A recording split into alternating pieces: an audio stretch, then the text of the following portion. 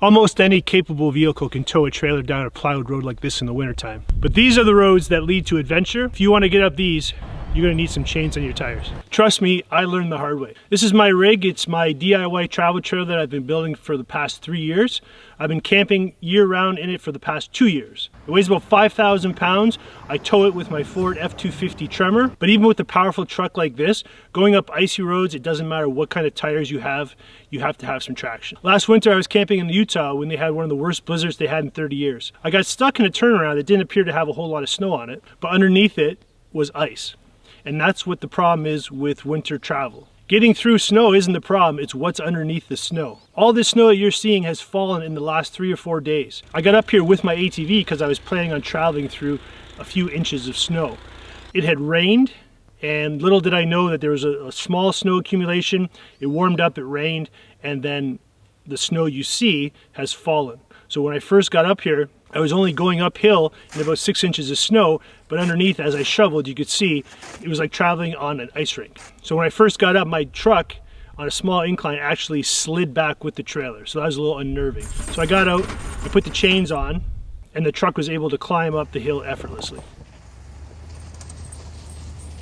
And whatever you do, when you get your snow chains, get quality snow chains. I got these chains from Canadian Chains. You can check them out at canadianchains.ca. There's more than just buying chains. You need to know what you're going to be doing with them. These are their most heavy-duty, aggressive chains. And they're made for doing what I've been doing, going down rugged, snow-packed, ice-packed roads. You're not going to be going highway speeds. These are adventure chains. So keep in mind, if you're one of those guys that wants big tires in their truck with zero clearance and you got rubbing issues, these chains will absolutely shred your truck. Aggressive chains like this require at least 3 inches of clearance, or you will completely destroy the fenders of your truck. That's the biggest reason why I haven't put bigger tires on my truck. I camp year-round. I will always be using chains on my tires. It's more important than the look of bigger tires on there just for aesthetics. Chains will get you places that big tires just simply won't do. You order the chains to the size of your tires, obviously, but they come with a little bit of play. So once you tighten them up, I had about 3 or 4 links left over. Once you get them dialed into your thing, you can actually cut those off. But I just use a zip tie so that this chain's not flopping around as I head up there and you know, could scratch your truck, that sort of thing. So it's totally up to you, but using a zip tie is pretty easy. Now these chains are a little different. These are what they call a diamond pattern. These are the chains I use on my trailer. You can use these on vehicles. These are meant for more like highway speeds, driving on a road with perhaps black ice or a thin layer of snow where traction's more of the issue. The trailer is not pulling itself. So why do I need chains on the trailer? I put these on there because when I'm going downhill, the trailer is 5,000 pounds and it has electric brakes. So if I don't have chains and traction on the tires, the brakes are not helping me. And they're putting more stress on the truck tires. So if I have chains on the trailer tires and I'm going downhill on ice, I can utilize the brakes from the trailer and they're going to help. Also, a lot of these roads that I go on, they canter left or right. In dry conditions, that's usually not a problem. But if I come across an area where there's a tilt to the road, in theory, the trailer could start to slide and bad things could happen. So I'll show you how these go on the trailer tires. So these chains go on a little different. The blue goes through the back.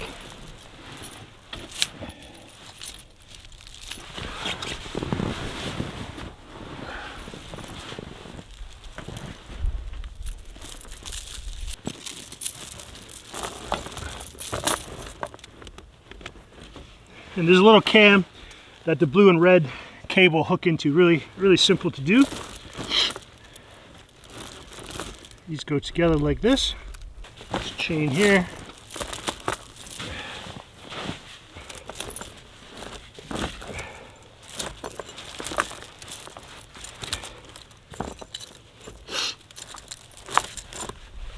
So you can see there's no V-bar in these. Just regular chain links, but they have more of a diamond pattern, I guess they call it. So you have traction both directions. Again, when I was talking about siding back and forth, you have these chains running parallel with the tire, and that gives you overall traction as opposed to just going forward like the V-bars.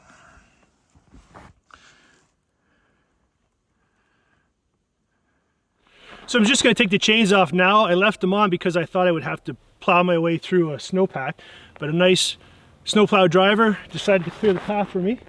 So this is what I'm standing on becomes pavement, and that road I came down, that was the backcountry where I was camping for the last 4 days. I came down late last night, so I decided just to hunker down here for the night and then hit the road this morning.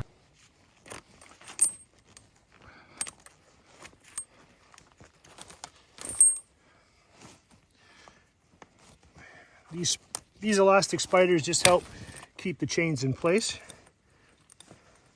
They're not required, but they help. And these cams are what tighten the chains once they're on.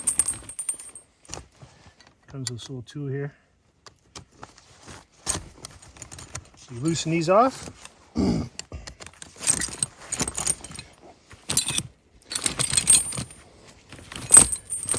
this one here is the cam that takes it off. Like that. Like that. Like that. And then on the back, there's another one of these, and then you just, I'm gonna obviously, this one happened to end, I'm gonna have to drive forward to get the chain out.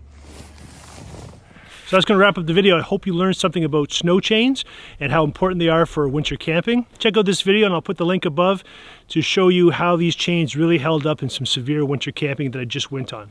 I just want to say thanks to Canadian Chains for providing these chains for the video. These chains now are going to open up a whole new possibility of winter camping and adventures. Thanks for watching. We'll see you in the next one. Cheers.